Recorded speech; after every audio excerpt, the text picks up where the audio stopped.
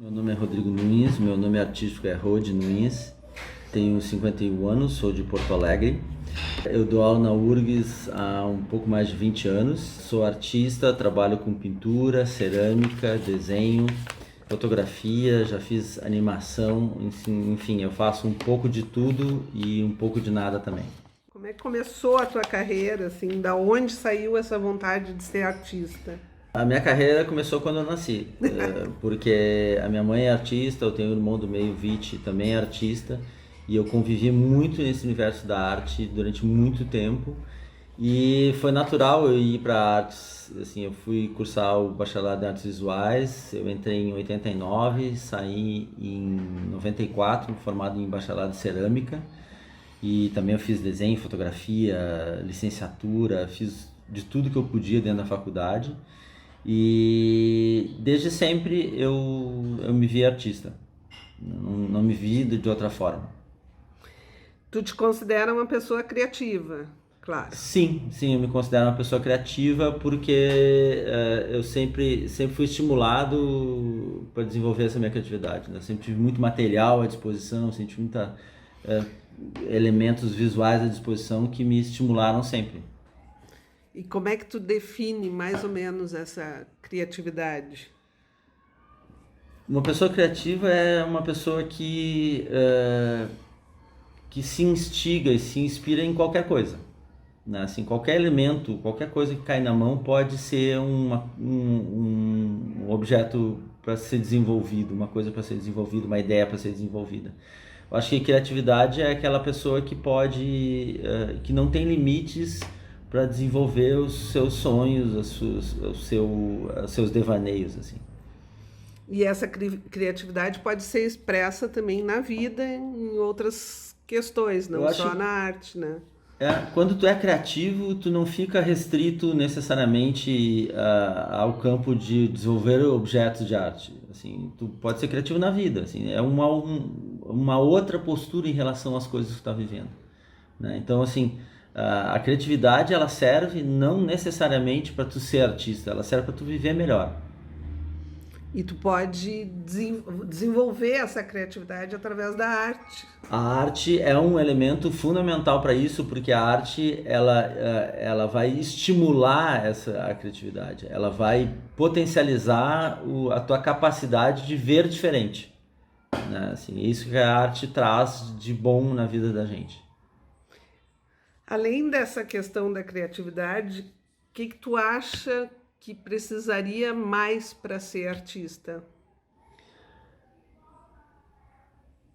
Trabalhar bastante, né? Assim, diferente dessa imagem do artista que fica lá sentado devaneando e coisas, a arte é uma coisa que se desenvolve, assim como a criatividade. O que eu quero dizer com isso? Tu tem que estar disponível para trabalhar. Não é uma coisa que tu vai ficar sentado lá meditando e coisa. Também, esse ócio criativo ajuda, mas parar, trabalhar, tentar, errar, se disponibilizar a errar, o erro, a falha é importantíssimo na arte. Quem tem medo do erro acaba travando o seu processo de criatividade. Muitas vezes a criatividade vem com esse desafio de tu enxergar uma coisa legal naquilo que tu fez errado, né? E aquilo te possibilita criar, porque senão tu fica repetindo e reproduzindo uma mesma coisa que tu faz sempre, né? Assim, Uma uma fórmula. fórmula. Tu criou uma fórmula para tu fazer o teu trabalho, tu criou uma fórmula para tu viver. Ou seja, tu pega o ônibus para fazer aquilo. Quando tu consegue estar na rua e perceber alguma coisa diferente, perceber uma árvore diferente, uma luz diferente, uma coisa diferente, uma pessoa diferente na rua, tu tá começando a explorar esse olhar diferente para as coisas, né? Que não vem com aquela fórmula que tu colocou na tua vida. Então, isso se desenvolve, isso se trabalha, né? Assim, então, assim, quando tu é pintor, tem que pintar. Quando tu faz cerâmica, tem que fazer cerâmica. Quando tu faz desenho, tem que fazer desenho. O trabalho e a rotina do trabalho te leva a outros caminhos, né? E te leva a desenvolver mais a criatividade. Agora vamos falar um pouco do teu trabalho, então. Tu diz que tu trabalha com pintura, cerâmica. Uma coisa influi na outra. Muito. Como é que funciona a tua arte, digamos assim? Muito. Eu tenho a sorte de ter esses múltiplos meios assim que eu desenvolvo, porque eu não tenho crise criativa. Eu sempre tenho o que fazer. Eu sempre tenho coisas para fazer, né? Assim, então, assim, quando eu tô meio travado no desenho, eu sinto que eu tô me repetindo, eu vou para cerâmica. Quando eu me travo na cerâmica, sinto que estou me repetindo, vou para pintura. E assim as coisas se movimentam dentro do meu processo de criação. E uma coisa leva a outra. Eu estou fazendo uma pintura que me dá uma ideia de fazer alguma peça de cerâmica, que dá uma ideia de fazer um desenho que me dá. Então, as coisas elas vão se empurrando e vão se misturando. Eu não consigo me ver como o Rodrigo pintor, o Rodrigo ceramista, o Rodrigo desenhista, assim, porque é um só. Assim, essa categoria que a gente costuma botar os artistas, assim, o fulano faz isso, ou o fulano faz aquilo, ou o fulano faz performance. Sim, o fulano faz performance, mas ele pode amanhã estar fazendo um objeto em bronze, né? Assim, o bacana da arte contemporânea hoje em dia é que não fecha as pessoas dentro dessa casinha, né? E isso é uma coisa muito legal de se perceber e legal da gente aproveitar dessa questão da arte contemporânea, é que ela justamente nos deixa livre para fazer o que quiser, né? Não cria rótulos no artista. O rótulo ele prende, ele serve para categorizar, para a gente entender a pessoa. Então tem pessoas que são mais difíceis de entender. Esses rótulos não fazem parte do meu processo de criação. E o meu trabalho, ele é basicamente uma grande brincadeira.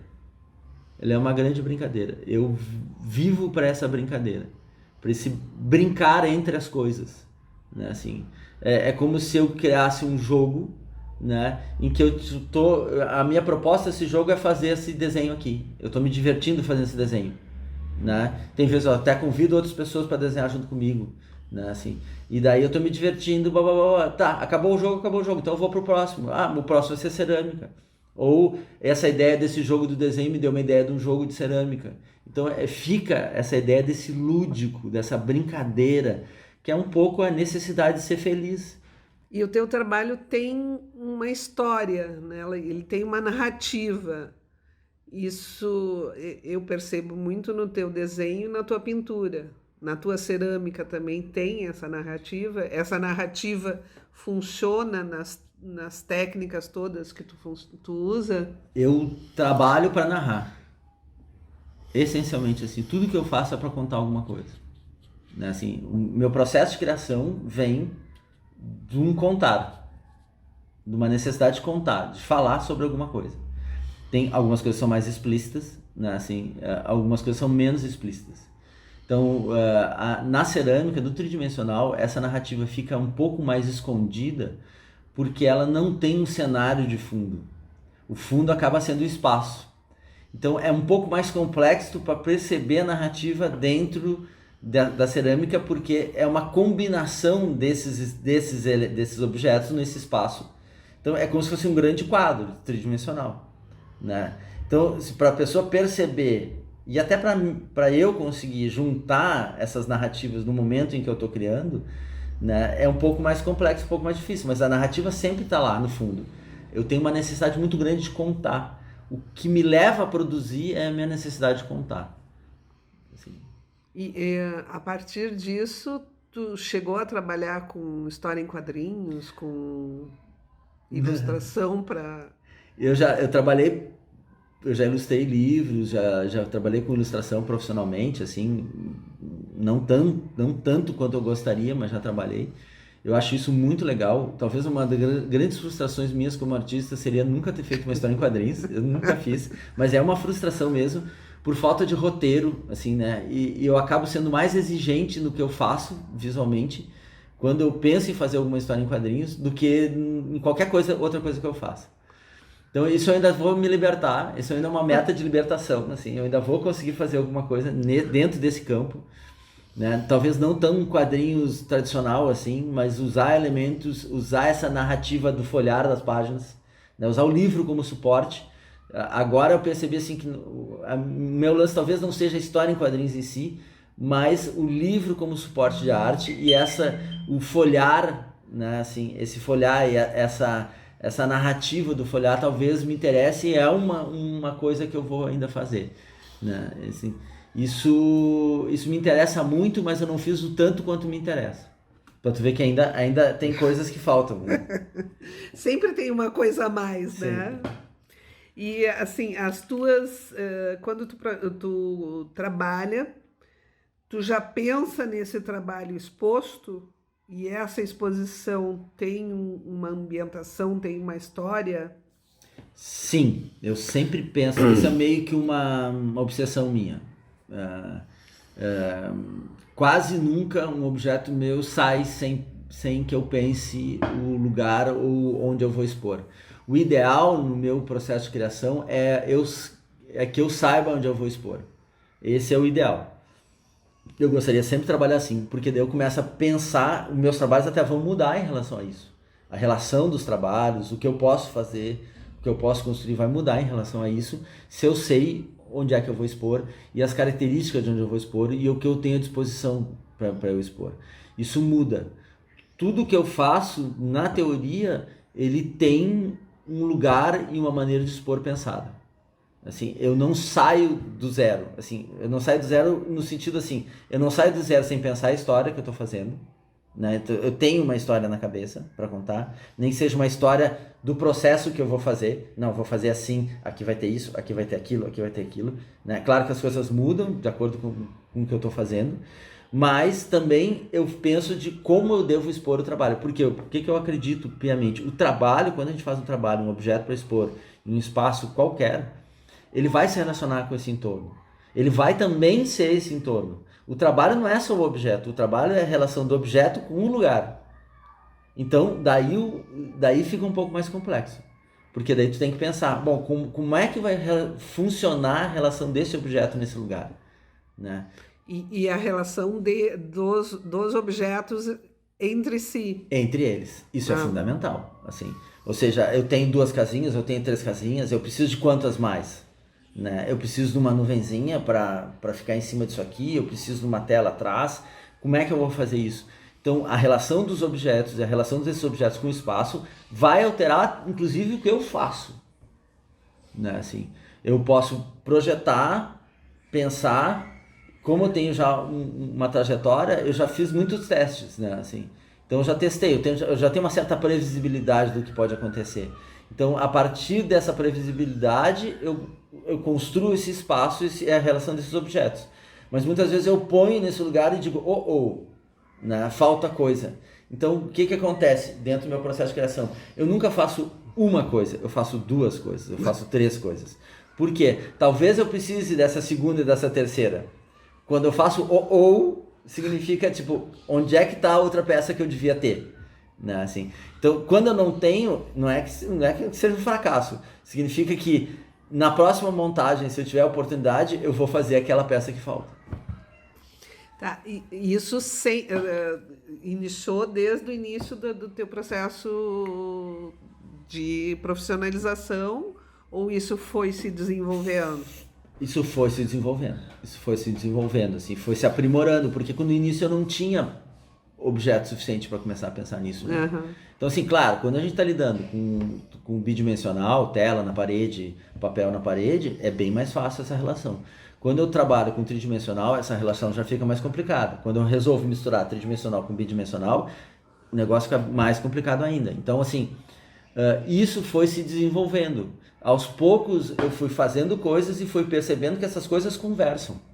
Né? Um objeto de cerâmica conversa com a pintura, uma pintura conversa com o desenho quando eu expunha junto. E daí eu fui começando a pensar e refletir sobre isso. E agora virou uma obsessão. É uma obsessão minha, assim. É muito interessante nas tuas exposições. Quais técnicas tu utiliza, assim? Técnicas, materiais, que tu trabalha? Tudo que está na minha mão.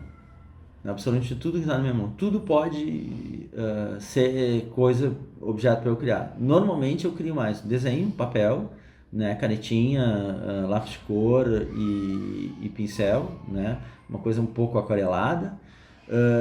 Pintura acrílica, né, tela, que eu gosto mais, até em termos de pintura é o uso da tela. Cerâmica, né, argila, é o que eu trabalho mais. E atualmente eu tenho trabalhado com um pouco de madeira e misturar madeira com a cerâmica também. Eu misturo outros objetos com cerâmica, eu tenho uma série de pedras com cerâmica também. Então, o que está à minha disposição para fazer, assim. Para você existe vida sem arte? A minha vida sem arte não existe. Tu pode viver, tu pode não produzir objetos, né? Assim, o fato de tu produzir ou não produzir objetos não diz respeito de tu ser um artista ou de não ser um artista. Eu acho que tu pode ter uma vida tão complexa e tão criativa como um artista, né? A minha vida sem arte não existe, né? Porque eu sou um compulsivo, eu gosto de trabalhar, eu gosto de produzir, né? Mas a vida também é uma arte, né? Assim, eu tenho visto isso ultimamente, assim, que o processo de vida, o processo de compreensão da vida e da nossa existência também é uma arte, né? E a gente só vai cuidar dessa vida e cuidar do lugar onde a gente vive se a gente percebe ela de uma forma criativa, respeitando, né?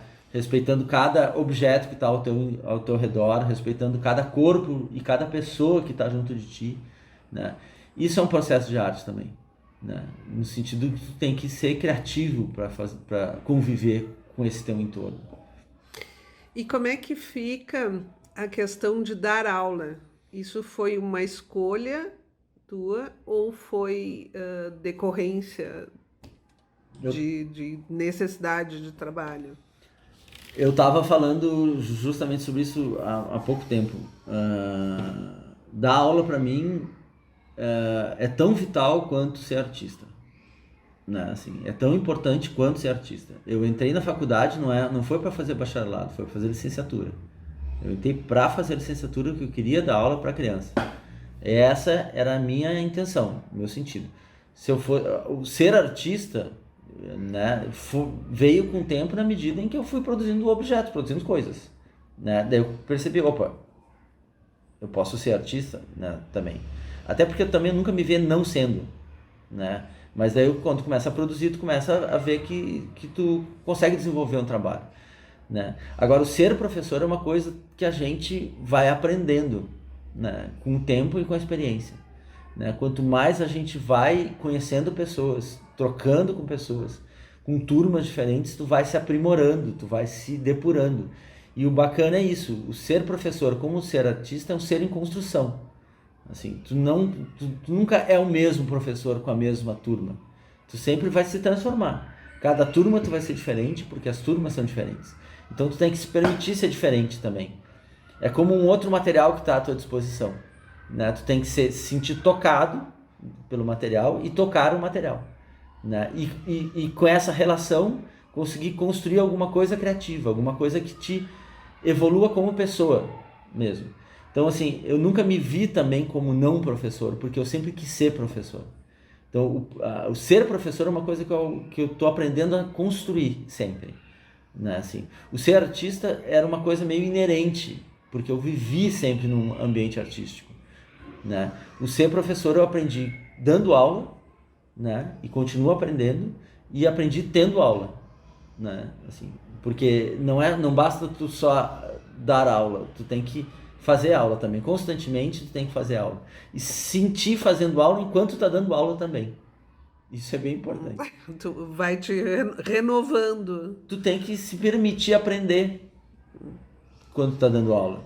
Assim, claro, é fácil para eu dizer isso porque eu dou aula numa faculdade, né? Ou seja, é muito comum alguém vir ser meu aluno sabendo mais do que eu, tendo mais habilidades do que eu. Eu acho isso maravilhoso, assim, isso é fantástico. Mas isso tem com criança também, porque a criança não tem limites, a criança não tem freio, a criança não tem medo, né? O adulto tem medo de errar, a criança não tem medo de errar. Então aprender com essa ausência de medo, né? Com esse processo criativo aberto e que pode fazer qualquer coisa, isso é maravilhoso, né? Assim, isso te liberta também.